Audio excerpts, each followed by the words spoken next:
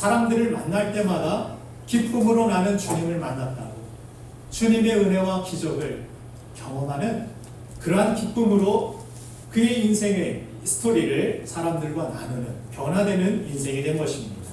저는 오늘 예배하는 여러분들의 삶이 누군가를 만나면 가슴 뛰게 하는 기쁨의 이야기를 전해줄 수 있는, 예수님의 이야기를 전할 수 있는 믿음의 삶이 되기를 주님의 이름으로 소망합니다. 그렇다면 이 나병 환자의 놀라운 이 삶의 변화가 어디에서부터 시작되었을까요? 오늘 보면 마가복음 1장 40절 말씀을 함께 읽어보겠습니다. 시작. 한 나병 환자가 예수께 와서 꿇어 엎드려 간구하여 이르되 원하시면 저를 깨끗하게 하실 수 있나이다. 아멘. 오늘 성경은 나병 환자의 인생의 반전이 바로 예수님 앞에 나아가면서부터 시작되었음을 알려주고 있습니다. 오늘 본문을 자세히 보면은 나병 환자는 예수님께 원하시며 이르되 원하시면 저를 깨끗하게 하실 수 있나이다 이렇게 말합니다. 나병에 걸리는 순간 가족과 사이로부터 철저히 격리되고 그는 버림받았습니다. 세상 그 누구도 자신을 원하지 않는 절망 속에서 나병 환자가 예수님께 던진 질문은 이것입니다. 주님, 세상은 나를 원하지 않는데, 다 외면하고 나를 피하는데 당신은 나를 원하십니까? 예수님께 나오기까지 얼마나 많은 갈등과 고민이 있었는지를 보여주는 말이 원하시면에 담겨져 있습니다. 각박한 현실을 살아가는 우리에게도 이런 두려움이 있습니다. 취업에 실패하면, 가난하면, 능력이 없으면 세상이 나를 원하지 않을까봐 두려워합니다. 그런데 예수님은 어떻게 말씀하십니까? 마가복음 1장 다음 절 41절을 한번 같이 읽겠습니다. 시작. 예수께서 불쌍히 여기사 손을 내밀어 그에게 이르시며 이르시되 내가 원하노니 깨끗함을 받으라 하시니. 아멘. 내가 원하노니, 내가 너를 원해. 세상이 너를 원하지 않아도, 세상이 다 너를 외면하고 피해도 나는 너를 원해. 내가 너를 위하여 온 것이야 라고 주님은 말씀하여 주십니다. 얼마나 깊은 사랑의 그 마음이 녹아내렸겠습니까? 얼어붙었던 그 마음, 두려웠던 그 마음, 여러 가지 생각 속에서 고민했던 그 마음이 내가 너를 원해라는 예수님의 이 초청과 예수님의 이 응답에 대하여서 그 마음이 녹아내렸습니다. 여기에서부터 치유가 일어난 것입니다. 예수님이 나를 받아주셨다. 예수님이 이런 나도 사랑하십니다. 여러분들, 예수님은 나에게 어떤 분이십니까? 내가 이것이 부족하니까, 세상에서 이렇게 실패했으니까, 사람들도 나를 피하고 멀리하니까 예수님도 그럴 거야 라고 생각하는 예수님입니까? 아니면 그럼에도 불구하고 내가 너를 원해, 내가 너와 함께하길 원해, 내가 너를 그럼에도 사랑해, 내가 너를 위하여 이 세상에 십자가를 지러 온 거야 말씀하시는 그 예수님을 믿으십니까? 이 예수님을 믿는 저와 여러분들 되기를 간절히 축복합니다. 세상이 다 너를 외면하고 포기한다 해도 나는 너를 고쳐주길 원한다, 내가 너를 치유해주길 원한다, 주님 말씀하고 계시는 것입니다. 다시 본문 말씀 마가복음 1장 40절을 돌아가 보면 예수님 앞에서 이 나병 환자의 모습에 성경이 초점을 맞추고 있는데, 성경이 단순히 나병 환자가 예수님께 나와 고침받았다 이렇게 기록할 수도 있었지만, 나병 환자는 마치 한 사람의 예배자와 같이 예수님 발 앞에 꿇어 엎드려 간구하는 태도를 성경은 강조하고 있습니다. 예수님께 나오기 전까지 얼마나 생각이 많았을까요? 자신을 혐오하며 바라보는 이 사회적인 시선과 사람들에게 다가설 수 없는 수많은 제약들 속에서 어쩌면 예수님 앞에 나아갔다가, 사람들 많은 곳에 나아갔다가 돌에 맞아 죽을 수도 있었겠지만, 이 모든 생각들을 뒤로하고 예수님이 내 인생 마지막 기회라는 그 간절함을 가지고 목숨을 걸고 예수님을 찾아와 예수님 발 앞에 엎드려 예배한 것입니다. 오늘날 우리에게도 예수님께 가까이 나아가지 못하는 많은 방해물들이 있습니다. 자신의 죄책감이 방해합니다. 자신의 신념이 자신을 예수님께 나아가는 것을 방해합니다. 또 자신의 지식이 장애물일 수 있습니다. 또 자신의 체면이, 사회적 지위가, 자신의 부와 명예가, 또 자신의 육체적 건강이 예수님께 가까이 나가는데 방해물일 수 있습니다. 그러나 이 모든 장애물을 넘어서 오직 주님만을 구하는 이 믿음이 하나님을 기쁘시게 하고 하나님의 능력을 경험케 한 것입니다. 로마서 5장 8절 말씀을 보니까 성경은 우리의 모든 근원, 원인이 죄악이라는 사실을 숨기지 않고 이야기합니다. 같이 한번 읽겠습니다. 시작. 우리가 아직 죄인이었을 때에 그리스도께서 우리를 위하여 죽으심으로 하나님께서 우리에 대한 자기의 사랑을 확증하셨느니라. 네, 아멘. 자기의 사랑을 어떻게 확증하셨다? 우리가 어떤 상태일 때? 상태 좋을 때. 정말 선한 일 많이 하고 정말 우리가 믿음이 충만했을 때 하나님이 우리를 사랑하셨다? 이렇게 성경이 이야기합니까? 아닙니다. 우리가 죄인 되었을 때, 우리가 죄인인 상태였을 때, 우리가 주님 앞에 나가기도 부끄럽고 이런 나를 주님께서 받아주실까? 이런 나를 주님이 사용하실까? 나는 쓸모없는 사람이야? 나는 형편없는 사람이야? 이렇게 생각하고 자책하는 내가 죄인 되었을 때 예수님은 자기의 사랑을 우리에게 확증하여 주셨다라고, 십자가에서 나를 위하여, 그 죄인된 나를 위하여 죽으셨다라고 말씀하십니다. 이것이 복음입니다. 그래, 맞아. 너희는 여전히 죄인이고 연약하고 최악의 원인을 너희가 가지고 있어 성경은 진단합니다. 그런데 은혜가 무엇이냐면 그 최악의 원인 위에 예수 그리스도의 십자가 대속, 그 보혈의 피가 덮여지고 그 선물, 예수님이라는 선물이 우리에게 부어짐으로 말미암아서 결과는 가장 선하고 아름다운 구원이라는 놀라운 반전이 우리의 인생에서 일어나게 된 것입니다. 죄인이 죄인으로 끝나지 않고 그 죄인 위에 예수 그리스도의 사랑이 부어지니까 우리의 인생에 놀라운 반전의 스토리로, 기쁨의 소식으로 변하는 줄로 믿습니다. 이것이 복음의 능력입니다. 주님은 십자가에서 당신의 온몸이 찢기시고 상하심으로 우리의 죄악의, 이 최악의 자리, 죄악된 자리가 하나님의 아들이 가지신 정말 최상의 자리, 영광의 하나님의 자녀라, 아들이라 일컬음 받는 그 영광된 자리로 맞바꾸어 버리신 것입니다.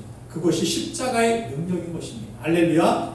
네. 그러므로 내 안에 악플러가 있죠. 너는 결국 망할 거야. 네 상태를 봐, 네 꼬라지를 봐. 네가 뭘 할 수 있겠어? 사람들이 다 외면하고 실패하고 실망하고 그 실패를 거듭하고 있지 않아.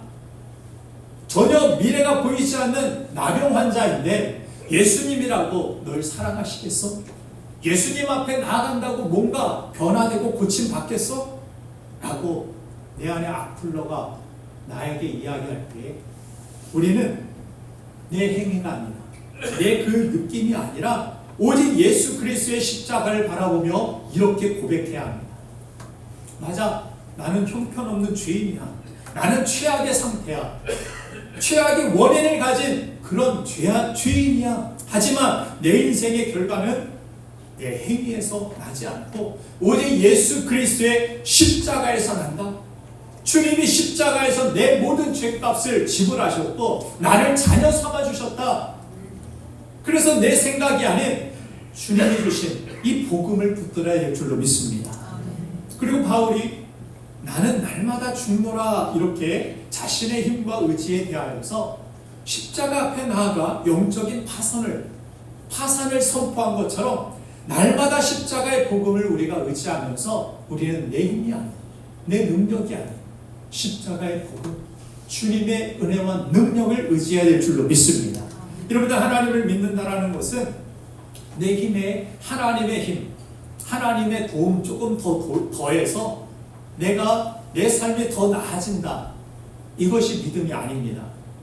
믿음이라는 것은 나는 죽고 예수가 사는 완전한 나의 죽음, 나의 파산을 십자가 앞에서 고백하는 것, 이것이 믿음입니다. 여러분들 자녀에 대하여, 여러분들 미래에 대하여, 여러분들 육신의 건강에 대하여 여러분들은 어떤 믿음을 가지고 있습니까?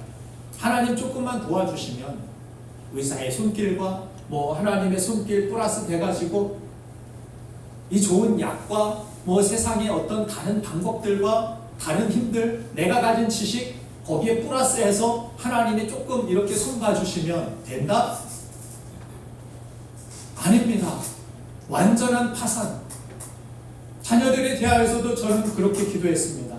하나님, 제 자녀는 제 자녀지만 제 자녀가 아닙니다. 아버지를 아버지라 부를 수 없는 그게 아니라 제 자녀지만 하나님의 소유고 하나님의 자녀입니다. 제가 이들을 뭐 어떻게 가르치고 뭐 어떻게 해보겠다고 하지만 노력은 하지만 이것으로 되지 않는다라는 것을 저는 믿습니다. 하나님의 힘으로 하나님의 보호하심으로 인도하심이 없으면 이 악한 세상, 이 험한 세상 속에서 이 자녀들은 살아남을 수 없습니다. 가면 갈수록 세상이 악해지고 그런 세상을 바라보면서 자녀가 불쌍히 생각될 때가 있어요. 어떻게 이 거친 세상 살아갈 수 있을까? 저렇게 연약한데, 저렇게 부족함이 많은데. 그럴 때마다 제가 갖는 믿음은 그것입니다. 세상은 악하고 세상은 강한 것 같지만 그보다 더 크신 하나님이 우리 자녀들과 함께 하실 것을 믿습니다. 저는 부모로서 완전히 파산합니다. 저는 아무것도 못하고 아무것도 자녀를 향하여서 도움을 줄 수 없는 그런 부족한 무능한 부모입니다. 그러나 하나님이 하실 수 있을 줄로 믿습니다. 이것이 자녀를 향한, 자녀뿐만이 아니라 여러분들 사업과 직장과 모든 내 가정과 부부 관계와 모든 미래에 대하여서도 마찬가지가 되어야 될 줄로 믿습니다. 내 죽음 이후에서도 마찬가지죠. 나는 죽고 내 힘으로 내가 부활할 거야? 아닙니다. 내가 죽어도 주님이 살리실 것을 믿습니다. 주님이 부활하심을 보고 나는 그렇게 믿습니다. 그 믿음대로 될 줄로 믿습니다. 이것이 믿음입니다. 믿음은 그래서 완전한 파산을 의미하는 것이지 내 힘 더하기 조금 하나님 도움, 이것이 믿음이 아니라는 거예요. 내가 열심히 뭔가를 하면서도 나는 항상 내 자신을 부인해야 합니다. 내가 하지만 일의 모든 결과는 하나님께서 이루실 줄 믿습니다. 그것이 바울이 나는 날마다 죽노라, 나는 날마다 파산한다라는 거예요. 나는 죽고 주님이 살고, 그것이 우리가 이렇게 모여서 드리는 예배인 줄로 저는 믿습니다.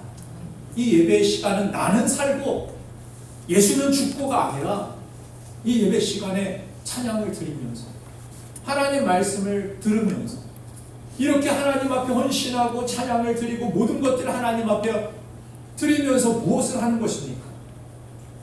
이 모든 근원, 모든 이유는 나에게 있지 않습니다. 거기에 근원은 하나님께 있습니다. 예배는 그렇게 내 자신을 부인하는 시간, 내 자신을 파산시키는 시간, 이것이 예배인 줄로 믿습니다. 어떻게 보면 우리가 교회에서만 예수님 만나는 것 아니죠. 어디에 일상에서든 어느 곳에든 주님은 함께 하실 줄 믿습니다. 그런데 교회에 나와서 예배하는 것이 축복인 이유가 있습니다. 예배에 이렇게 나와서 예배를 드리는 것이 축복인 이유는 내 자존심과 감정과 내 판단, 내 이기심, 내 불편함, 이 모든 것들을 내려놓고 하나님 앞에 서서 하나님만 바라본다는, 오늘 본문에 나온 내 생각, 주님께 나아가지 못할 이유, 여기 멀리에서도 예수님 믿으면 뭐 고침 받을 수 있지 않는가, 이런 믿음이 있었을지도 모르겠습니다. 그러나 그는 이 모든 자기 생각을 내려놓고 발 앞에 엎드려서 주님을 예배하고 있습니다. 사람들 앞에 나섰다가 돌에 맞아서 죽을 수도 있습니다. 그러나 그 모든 생각들, 모든 내 판단들 다 집어치우고 오직 주님만을 바라보고 예배합니다. 주님만을 소망하고 있습니다. 그래서 교회에 나와서 예배하는 것이 축복인 이유는 내 감정, 내 생각 나오지 못할 이유 많이 있습니다. 하나님 앞에 그러나 서서 주님만 바라본다라는 이 믿음의 고백이기 때문에 주님이 이 예배를 받으시고 축복해 주시는 줄로 믿습니다. 그 이유 때문에, 이 이유 때문에 교회 안 나오는 사람보다 교회 나오는 사람이 훨씬 큰 은혜와 축복을 경험하게 되는 줄로 저는 믿습니다. 네. 꼭 11조를 해야 복을 받느냐고 질문하죠. 하기 아까우니까 질문하는 건데 11조 자체가 복이 아닙니다. 내 생각과 욕심을 내려놓고 하나님의 공급하심을 믿고 하나님 주신 말씀대로 순종하는 그 믿음에 하나님의 복을 주시는 거예요. 뭐 율법 지키고 율법이냐 아니냐 이게 아니에요. 내 생각을 내려놓고 하나님 말씀대로 나는 따라 살겠습니다. 이 순종. 내 생각 집어치우고 내 판단 집어치우고 하나님의 공급자이심을 믿습니다. 라는 그 믿음 위에 하나님이 역사하시는 것입니다. 예수님은 때로 내가 진짜 다른 무엇보다 내가 주는 은혜와 축복을 내가 간절히 바라는지 테스트하실 때가 있습니다. 구약의 나아만 장군처럼 자기가 원하는 방법, 자기가 자기 생각을 넘어서게 만드는 그런 테스트들을 우리에게 주실 때가 있습니다. 어떤 사람은 예배 방식이 내가 원하는 방식이 아니고 기도도 왜 통성으로 하는지 왜 묵상으로만 하는지 마음에 안 들고 찬양 스타일도 왜 찬송가만 하는지 왜 CCM을 하는지 왜 이런 악기들을 사용하는지 내 마음에 안 들고 내 스타일 아니고 그래서 예배를 드리고 나면 더 화가 납니다. 또 꼭 교회에 와서 예배 드려야만 하나님 받으시냐 하는 그런 가인과 같은 내 생각대로 예배 때문에 하나님께 영광 돌리지도 못하고 쓰임받지도 못하는 사람들의 모습을 봅니다. 신약에 예수님께서는 은혜를 구하는 여인에게 내가 개들에게 은혜를 주는 것이 마땅치 않다. 은혜 구하고 있는데 예수님이 개 취급하십니다. 자존심 팍 상하죠. 감정이 팍 상합니다. 제가 재수할 때 자존심이 얼마나 상하고 그랬는지 다른 사람들이 날 나고자로 보는 것 같아서 다른 사람들은 아무 신경도 안 썼어요. 지나고 보니까 아무 상관도 없습니다. 제가 대학에 떨어졌는지 뭐 붙었는지도 모릅니다. 근데 저 혼자만 그렇게 생각하는 거예요. 자격지심이 자존감이 떨어져서. 그래서 우리가 일이 뭔가가 안 풀리고 실패를 경험하며 이렇게 자존감이 낮아져서 그런 상태가 되어버립니다. 그래서 교회가 오기 싫습니다. 나를 실패자로 보는 것 같아서. 아무 이야기도 안 하는데 저 사람들이 다들 자기들끼리 얘기하면 내 얘기하는 것 같고 수군거리는 것 같고 기분이 안 좋습니다. 여러분들도 일이 잘 안 풀리거나 때로 성도 간의 어떤 말 때문에 감정이 팍 상해서 교회 나오지 말아야겠다 이런 생각이 팍 올라올 때가 있을 것입니다. 교회 다니면 꼭 누구나 이 테스트를 하나님께서 주신다라고 저는 생각합니다. 이 테스트를 주셔요. 자존심 팍 상하고 기분 팍 상하는 말을 듣게 하고 어떤 실패 때문에 자존감이 팍 낮아져서 그냥 혼자 성경 보고 집에서 혼자 내 방식대로 예배드리고 내가 혼자 만족하는 예배, 하나님이 원하시는 예배보다 그런 사람들 얼마나 많이 있는지 모릅니다. 그걸 뛰어넘어서 그럼에도 나는 이 나병 환자와 같이 하나님만을 예배합니다. 하나님의 은혜가 필요합니다. 그렇게 전심으로 정말 생명을 걸고 하나님 앞에 예배합니다. 그 예배자에게 하나님은 큰 복을 주십니다. 그런데 많은 사람들이 이 테스트에서 실패해버립니다. 주저앉아버립니다. 잠언서 8장 17절 보면은 내 모든 걸 포기할 수 있는 하나님을 향한 간절함이 있는지를 돌아보라고 말씀하십니다. 같이 한번 읽겠습니다. 시작. 나를 사랑하는 자들이 나의 사랑을 입으며 나를 간절히 찾는 자가 나를 만날 것이니라. 네. 생각해 보십시오. 내가 무시하는 분으로부터 어떻게 나에게 은혜가 축복이 임하겠습니까? 내가 당신 없어도 뭐 괜찮습니다. 주든지 말든지 이런 사람과 난 당신밖에 없습니다. 내 인생의 모든 것들은 다 파산했습니다.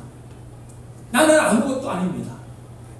하나님의 온전한 은혜만이 나를 새롭게 할 수 있고 나를 살릴 수 있습니다. 이런 간절함이 있는 사람과 당신 아니어도 됩니다. 그냥 사는 게 사는 거죠. 하나님 앞에서 어떤 사람에게 하나님께서 은혜를 주신다고 성경은 말씀합니까? 나를 존중하는 자, 나에게 간절함이 있는 자. 하나님의 복은 아무에게 주지 않습니다. 하나님의 사랑은 모든 사람에게, 인류에게 주셨지만 하나님의 축복은, 하나님의 은혜와 회복은 구하는 자에게 주십니다. 간절한 심령이 있는 자에게 주십니다. 그래서 사슴이 시냇물을 갈급한 것 같이 내 영혼이 하나님의 은혜를 갈급하게 됩니다. 그때 하나님의 놀라운 은혜가 우리 심령 속에, 우리 삶 속에 넘치는 것을 우리가 비로소 경험하게 됩니다. 그래서 하나님께서 내가 하나님 은혜 없이도 살 수 있습니다라고 생각할 때 때로 우리의 삶의 고난의 현장에 우리를 인도하실 때가 있습니다. 그때 비로소 우리가 정신을 바짝 차리고 무엇을 해야 됩니까? 내 힘을 더 길러야지. 내 힘을 가지고서 이 구덩이에서 내가 나와야지가 아니라 나는 하나님 은혜 없이도 되는 것처럼 그냥 내가 바쁘게, 내가 분주하게 내 힘으로 그렇게 살았습니다 라는 것을 회개하고 돌이켜서 무엇을 구해야 됩니까? 은혜를 구해야 됩니다. 하나님밖에 없습니다. 이전과 똑같이 살아서는 어떤 문제가 풀리지 않습니다. 해결되지 않습니다. 특별한 하나님의 은혜를 이 나병 환자와 같이 정말 목숨을 건 이 예배자가 되어야 됩니다.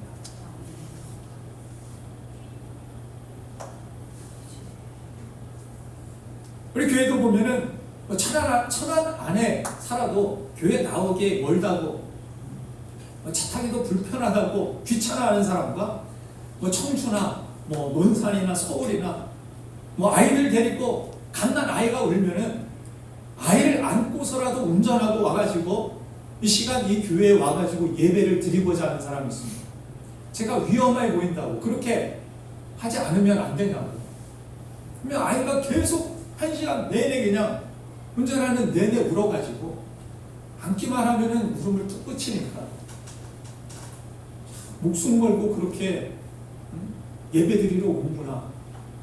하나님께서 그 모습을 바라보면서 그깟 예배 교통 좀 불편하고 내가 좀 바쁘면 안 드려도 되는 예배와 정말 아이를 안고서라도 위험을 감수하고서라도 나 하나님을 예배하고 주님 만나고 주님의 은혜가 나는 필요한 사람입니다. 그런 고백과 어떤 사람의 예배를 하나님께서 기뻐하실까요? 누구에게 하나님께서 복을 주실까요? 여러분들, 우리의 모든 죄의 문제와 이 땅의 고통의 문제는 하나님을 하나님으로 인정하지 않고 하나님을 예배하지 않는 데서부터 시작됨을 성경은 말씀하고 있습니다. 하나님은 스스로 존귀한 분이시기 때문에 굳이 우리가 예배하며 하나님을 높이지 않아도 홀로 영광된 분이십니다. 그럼에도 우리에게 예배하는 자를 찾으신다라고 말씀하신 이유는 나병 환자가 예수님께 엎드려 예배할 때 회복의 은혜를 주신 것처럼 결국 우리에게 하나님은 은혜 주시기를 기뻐하시기 때문입니다. 하나님은 우리에게 은혜 주시기를 원하십니다. 이 예배를 통하여서. 예배가 하나님이 유익이 되는 것이 아니라 예배는 결국 우리에게 유익이 되기 때문에 하나님은 오늘도 우리에게 예배를 허락하시고 예배하는 자를 찾으시는 줄로 믿습니다. 왜 하나님은 귀찮게 나를 예배하라고 하지? 바쁘게 일상 살아가는데 왜 내가 꼭 예배 드리러 굳이 교회에 와가지고 예배 드려야 돼? 내 생각 버리십시오. 그것 때문에 망하는 겁니다. 그러나 나병 환자처럼 내 생각 집어치우고 모든 제약 뛰어넘어서 주님밖에 없습니다. 주님 은혜를 주십시오. 그렇게 겸손히 낮아질 때 내 자신 부인하고 나는 파산한 사람입니다. 주님밖에 없습니다. 거기에 하나님의 은혜가 있고 거기에 하나님의 기적이 있고 능력이 있는 줄로 믿습니다. 그렇게 높으신 창조주 하나님의 놀라운 역사와 능력은 그분 앞에 낮게 엎드린 곳으로 흘러가게 되는 것입니다. 그렇게 내 생각 내려놓고 꿇어엎드린 예배에 대하여 주님은 어떻게 반응하시는지를 오늘 본 말씀 41절 말씀을 다시 한번 같이 읽어보도록 하겠습니다. 시작. 예수께서 불쌍히 여기사 손을 내밀어 그에게 이르시되 내가 원하는 깨끗함을 받았습니다. 불쌍히 여기사, 이 원어 성경에는 내 모든 장기들이 심장 허파가 움직이고 창자가 끊어질 만큼 불쌍히 여긴다라는 그런 의미로 사용되고 있습니다. 우리가 눈물로 하나님 앞에 기도하고 예배하면 우리 앞에서 주님은 우리와 함께 울어주신 줄로 믿습니다. 함께 우리를 위하여 간구하시는 분이신 줄로 믿습니다. 그리고 중요한 사실은 주님은 우리의 고통의 문제, 아픔의 문제를 바라보시지만 않으시고 우리의 문제를 어루만지시고 회복하여 주시는 능력의 주님이심을 믿으시기 바랍니다. 그래서 손을 대시며 이 단어, 그 당시에 정말 충격적인 단어가 아닐 수 없습니다. 율법의 이 정결례에 의하면 나병 환자 접촉이 있으면 스치기만 해도 일주일 동안 공동체에서 내쫓김을 당합니다. 사람들 사이에 머물 수 없습니다. 일주일 동안 머물다가 대제사장에게 나와서 이 사람 이상이 없는지 일주일 후에 확인받은 후에 공동체로 다시 받아들여지게 됩니다. 그런데도 주님은 그를 불쌍히 여기실 뿐만이 아니라 그를 안겨주십니다. 주님은 말씀 한마디로 능히 고치실 수 있는 분이시지만 그럼에도 불구하고 굳이 주님은 손으로 고름이 흐르고 다 문드러진 그 피부를 만져주십니다. 주님은 이 만져주심을 통하여 그에게 말씀하고 싶으신 것입니다. 그동안 힘들었지. 다 너와 닿지 않으려고 피해 다니고 누구도 네 곁에 서는 사람 없고 널 만져주는 사람 한 사람 없었는데 얼마나 힘들었어. 그런데 주님은 어떤 율법, 어떤 세상의 제약, 사람의 어떤 생각들 다 뒤로 하고 주님은 그 손으로 이 나병 환자를 어루만져 주신 것입니다.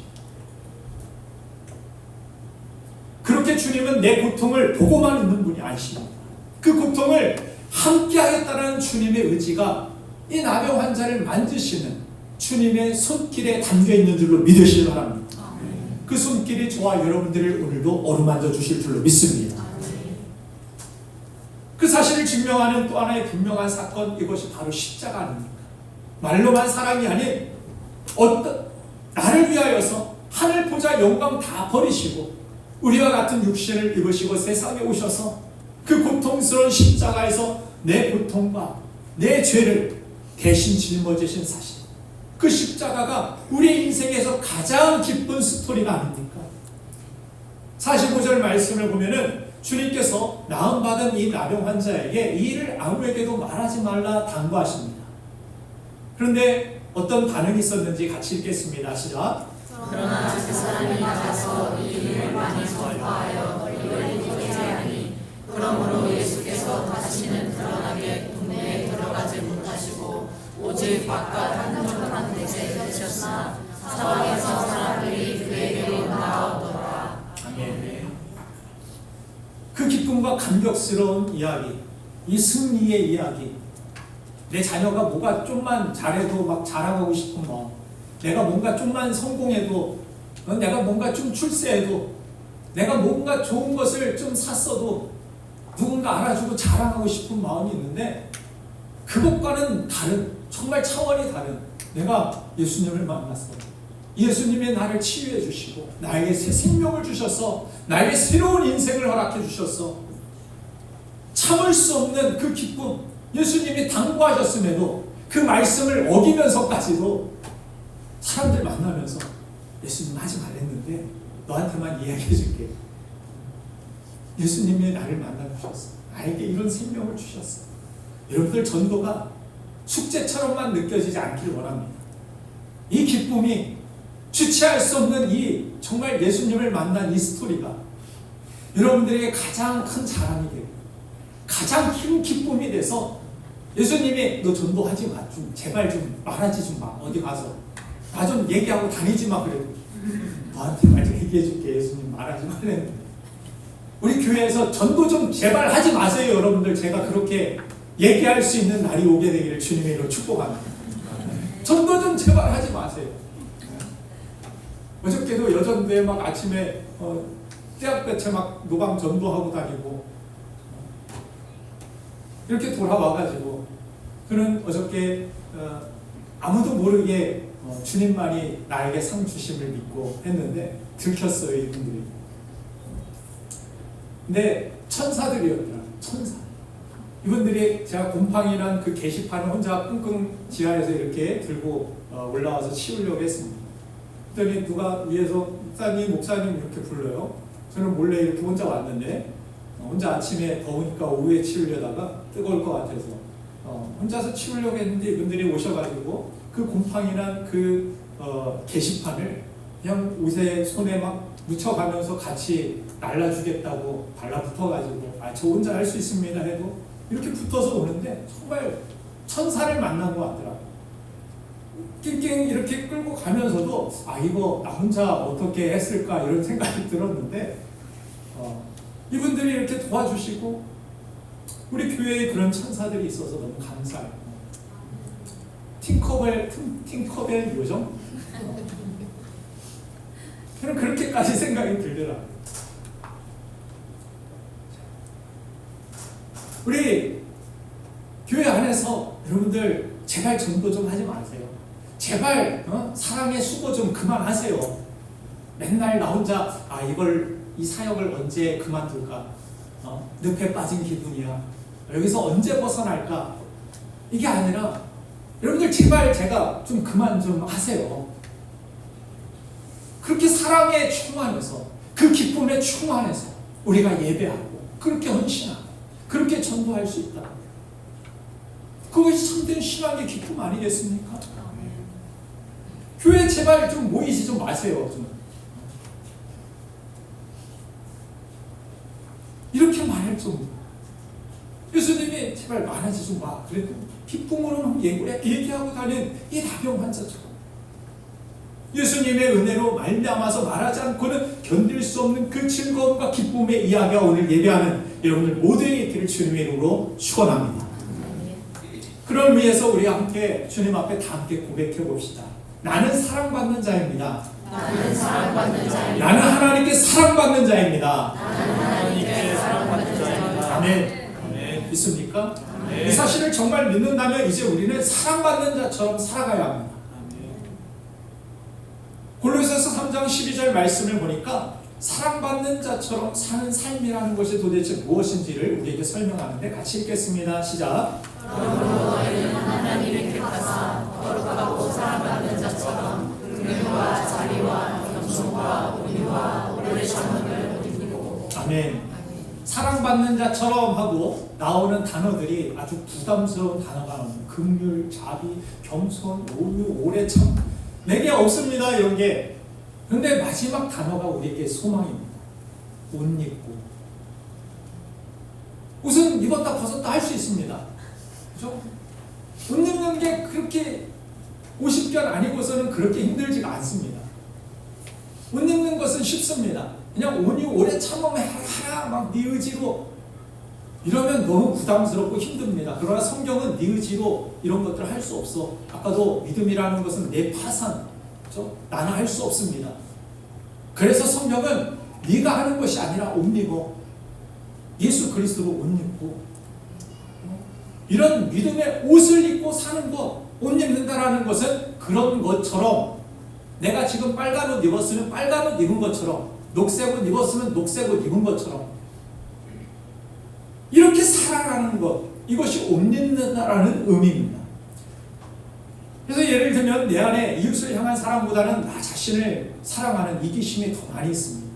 그러면 내가 원래 그런 사람이 아니어도 내 안에 사랑이 이웃을 향한 사랑이 많은 사람처럼 여기고 행동해 보라는 것입니다. 이것이 옷 입는다라는 의미입니다.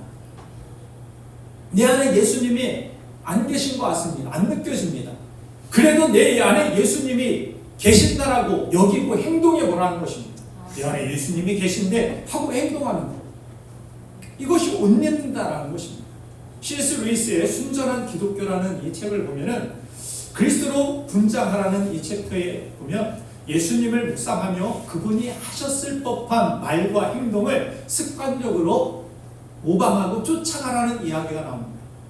그러면서 얼굴이 추한 어떤 사람이 정말 멋지게 생긴 가면을 쓰고서 그 사람인 것처럼 자기가 살았다는 것입니다. 그리고 10년이 지나고 거울을 보니까, 가면을 벗고 거울을 보니 내 얼굴이 그 가면의 얼굴처럼 멋지게 변해 있었다는 내용입니다. 그러면서 내가 상대를 사랑하는지 고민하지 말고, 그렇게 시간 낭비하지 말고, 내가 사랑이 있는지 없는지 이거 묵상하지 말고, 이거 점검하지 말고, 사랑한다 치고 일단 하나님 말씀대로 행동하라는 것입니다. 그렇게 권면합니다.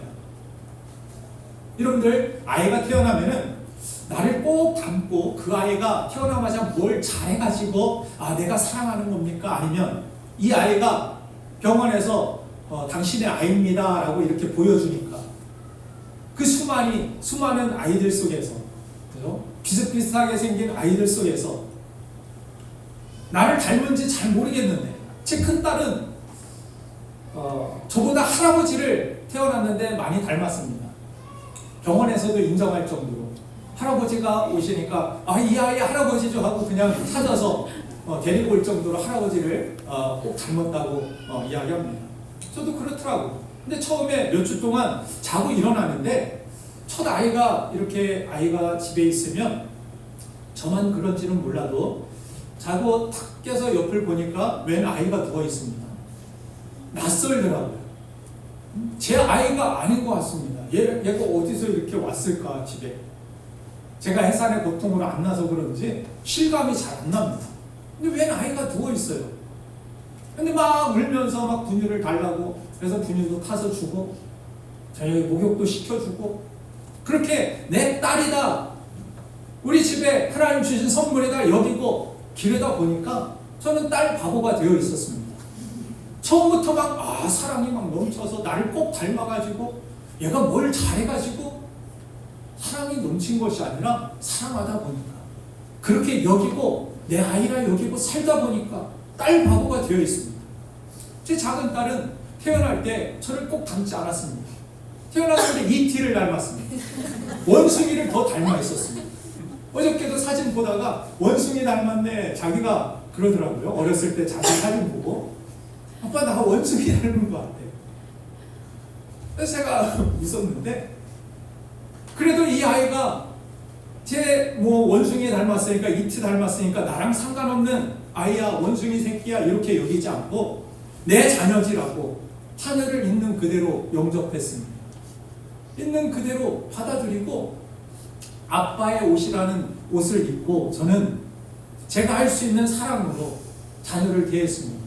그렇게 대하니까 누구보다 귀하고 존귀하게 여기는, 그렇게 사랑하게 여기는 딸 바보가 되어 있는 제 자신을 발견하게 되었습니다. 제가 목회를 시작하기 전에 가장 많이 했던 기도가 바로 이 기도입니다. 주님의 사랑이 내 마음에 충만하게 있기를 원합니다. 주님의 사랑 부어주옵소서. 주님은 성경에서 참 목자는 양들을 위해 목숨을 버리기까지 한다 말씀하셨는데, 이분들을 위하여서 과연 내가 목숨을 버릴 수 있을까요? 삭군은 양들을 이용 대상으로 여긴다라고 말씀하셨는데 오히려 삭군에 가까운 마음 아닐까요? 그런데 주님은 저의 기도에 응답하셔서 여러분들의 아픔이 언젠가 제 아픔이 되어버렸고, 여러분들의 기쁜 일이 저의 기쁜 일이 되었습니다. 때로는 가슴 아픈 일도 사랑으로 이해하려면 이해가 되어졌습니다. 예전에 신방 중에 홀로 사시는 나이 많으신 어르신이 목사님 오셨다고 대접한다고 호두 과자를 내오셨는데, 호두 과자만 내오시면 좋았는데 그 위에 하얀 시즈닝을 뿌려 오셨습니다. 가만히 보니까 출처가 양념통이 아니라 머리였습니다. 좀 당황했습니다.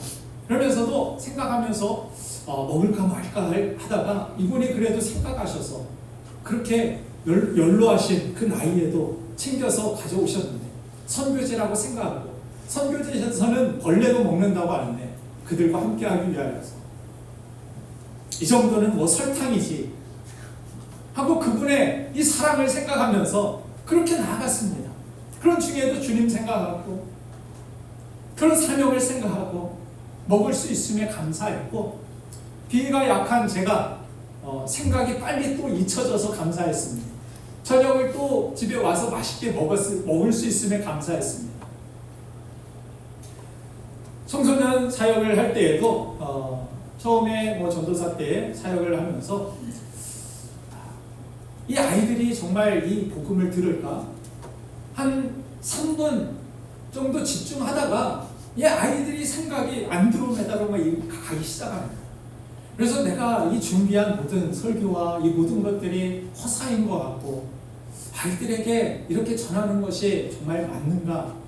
이런 생각이 들기도 하고 예전에 어떤 친구들은 좀 불량한 친구들이 와가지고 예배 시간에 졸 뿐만이 아니라 이렇게 거울을 어느 순간 꺼내가지고 화장을 고치기 시작. 이게 정말 올리브영인지 교회인지 착각이 될 정도로 그런 예배 시간에 그런 시간들을 경험하면서 그래도 이 사랑으로 이들을 받아들이고 정말 작은 어린아이도 귀하게 여기신 주님, 작은 어린아이 한 사람까지도 귀하게 여길 수 있는 주님의 마음을 주시옵소서. 그렇게 사역하다 보니까 한 1년 지나니까 제 마음이 하나님의 사랑이 부어지는 것을 경험할 수 있었습니다. 그들의 삶은 별로 변화가 없었어요. 그런데 가장 변한 건 그럼에도 불구하고 그 사명을 붙들고 나아갔던 제 자신이 변하기 시작했습니다. 제 자신의 사랑이 충만하게 되는 것을 경험했습니다. 그래서 사랑이 뭔지를 깨달았습니다. 여러분들 사랑이 뭔지 아십니까? 사랑이 뭔지 모른다라면 여러분들 그냥 생각하지 말고 행동하십시오. 들어가서 행동하다 보니까 그 안에 하나님의 사랑에 사로잡히는 놀라운 은혜를 하나님께서 경험케 하십니다. 나는 왜 하나님의 사랑이 없죠? 왜 사랑을 잘 모르겠죠? 하시는 분들은 사명으로, 사역으로 여러분들 교회 봉사자로 들어가십시오. 하다 보면 갈등도 있지만 하다 보면 그 안에 나에게 하나님이 믿음을 주시고 사랑을 주시는 것을 하다 보니까 경험하게 되는 것입니다. 아멘.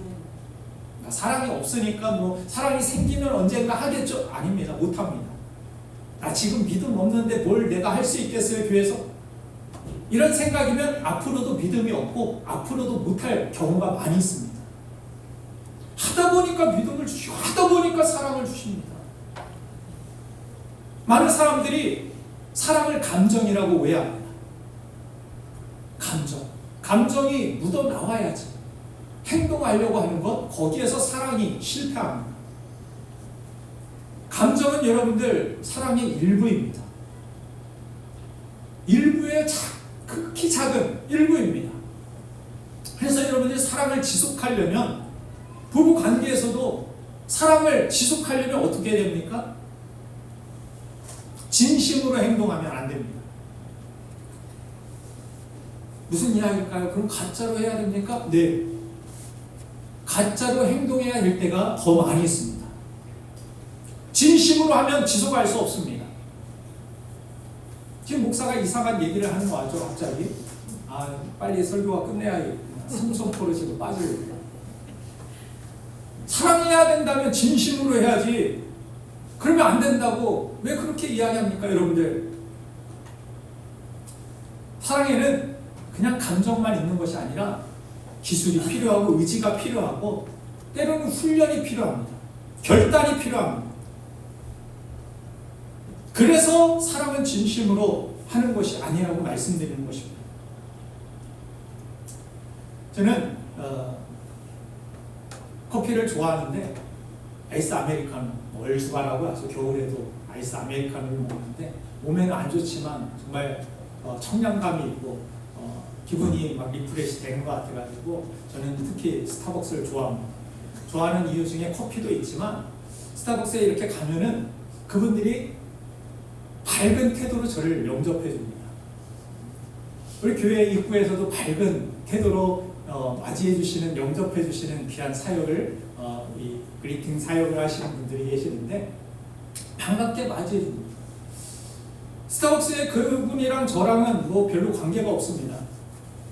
그런데 저를 막 그분들이 진심으로 저를 그렇게 반가워할까요? 아니요. 그러나 그들은 막 그런 자신이 막 힘들고 커피 하루 종일 만들어 다리도 아프고 막 지겨웠고 그럼에도 불구하고 어서 오세요. 반갑습니다. 무엇을 드릴까요? 번호를 뭐 이렇게 닉네임으로 불러드리겠습니다. 나갈 때도 끝까지 막 어서 또 오세요, 안녕히 가세요, 막 끝까지. 이분들이 진심으로 그렇게 저를 대할까요? 아닙니다. 그들도 힘들고 기분 나쁠 수 있고 그래요. 근데 어느 커피숍을 가니까 주문을 하는데 사람이 많아서 그런지 몰라도 저를 진심으로 대하더라고요. 아이씨 아메리카노. 아이스 아메리카노가 아니라 아이씨 아메리카노.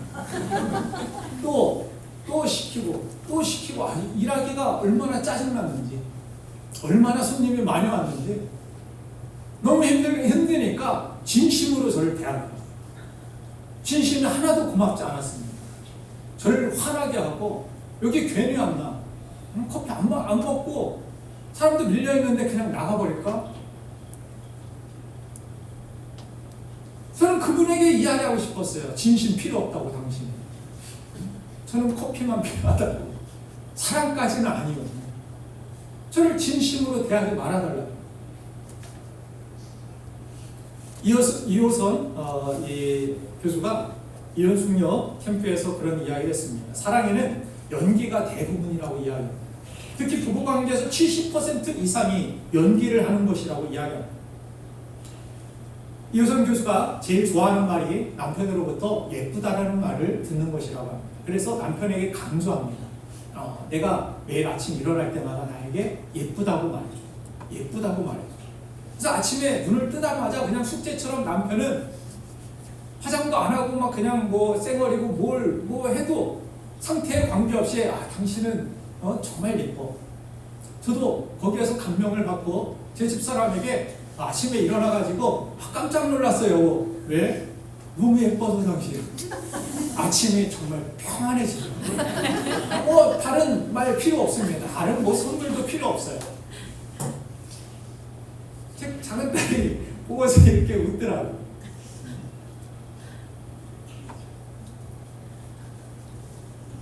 그 이호선 교수가 그런 이야기를 해요. 당신 제일 예뻐 이랬는데 남편 얼굴을 딱 봤더니 눈빛에 영혼이 없더래요. 진짜 과제하는 사람처럼, 숙제하는 사람처럼 하라고 했으니까 당신 예뻐, 당신 최고야. 영혼 없는, 진심 없는 말이었는데 상관없었대요. 나는 그 말에 감동이고 기뻤고 사랑받는다라고 자신이 여기고 그렇게 살아가니까 부부 관계에서도 서로 좋은 상호작용이 일어나고, 그래서 진심이 없어도 나를 존중해, 나를 사랑해줘. 이 연기에서 부부 관계가 더 풍성해지고 사랑이 진짜 넘치게 되더라는 것입니다. 여러분들 감정이 생기면, 내 안에 사랑이 생기면 내가 그때 뭘 해보겠어요? 내 안에 감정이 없으니까 나는 그냥 헤어질 거예요?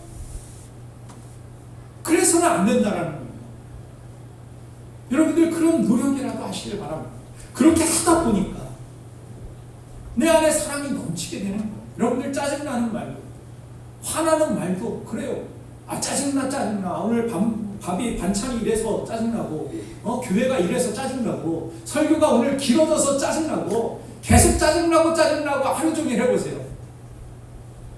주변 사람들도 듣기 싫을 뿐만이 아니라 진짜 짜증이 누구에게 충만해지느냐, 나의 자신에게 충만해지는 것을 경험합니다. 이건 뭘로도 계속 쌓아오면, 그렇게 말하고 고백하다 보면 풀어낼 수도 없습니다. 나는 힘들어, 나는 어려워, 나는, 이런 사람들 그 수렁에서 헤어나오지 못하는 경우들을 많이 봅니다. 그런데 수렁에 빠졌는데도 요셉처럼 하나님이 이 수렁에서 함께 하시고 힘든 거 없어요. 오히려 자신이 수렁에 빠진 것조차도 의식 못하는 사람처럼, 감옥에 갇혀있는 죄수라고 여기지 않는 사람처럼, 나는 하나님이 함께 계시는 사람이야. 이깟 수렁짐이야.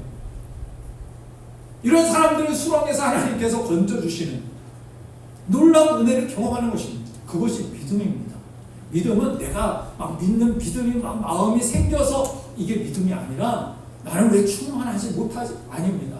나 충만하지 못한데, 나는 실패자인데, 나는 사람 사람들이 낙이 찍은 나병 환자인데 미래가 없는 사람인데, 그러나 내 미래는, 나의 소망은 예수님께 있습니다. 그분 앞에 엎드려서 그렇지 않음에도 불구하고 그분만이 나의 소망이십니다라고 믿음의 옷을 입는 것, 예수님의 옷을 입는 것, 거기에 하나님의 역사가 있고 하나님의 기적이 있는 줄로 믿습니다. 로마서 5장 5절을 보니까 소망이 우리를 부끄럽게 하지 아니함은 우리에게 주신 성령으로 말미암아 하나님의 사랑이 우리 마음에 부은 바 됨이니, 이렇게 말씀하고 있습니다. 우리가 하나님 앞에 소망을 가지고 그렇게 믿음으로 나아갈 때 성령으로 말미암아 하나님의 사랑이 우리 안에 충만히 부은 바 된다라고 말씀합니다. 내게 사랑이 없어도 괜찮습니다. 내게 지금 믿음이 없어도 괜찮습니다. 저도 믿음 없는 사람이었고 저도 사랑이 없는 사람이었습니다. 그럼에도 불구하고 주님 앞에 나아가서 주님 말씀 붙들고 주어진 사역 감당하면서 나아가다 보니까 제 안에 믿음이 생기기 시작하고 사랑이 충만해지기 시작했습니다. 그렇게 하나님은 일하십니다. 그렇게 하나님은 우리를 변화시켜 주십니다. 그래서 하늘문이 열리고 성령으로 말미암아서 하나님의 사랑이 폭포수처럼 우리 마음에 부어지는 은혜가 있는 줄로 믿습니다. 사랑하는 여러분들, 오늘 성경을 보니까 여러분들이 가지고 있는 고민과 어려움들을 그냥 문제로 삼고 문제로 남겨두지 말고 주님 앞에 기도로, 주님 앞에 예배로, 하나님 앞에 그렇게 믿음으로 나아갈 때 하나님의 역사와 하나님의 기적을 경험하게 될 줄로 믿습니다. 여러분들의 문제는 더 이상 문제가 되지 않아요. 여러분들의 슬픈 이야기, 슬픈 내 삶의 스토리들은 기쁨의 간증, 기쁨의 소식으로 바뀌는 하나님의 은혜가 저와 여러분들의 삶에 있음을 믿으시고, 나는 사랑받는 자입니다, 믿음으로 고백하며 하나님 주신 사명 붙들고 하나님 주시는 놀라운 은혜와 축복을 누리는 우리 모두가 되기를 주님의 이름으로 축원드립니다.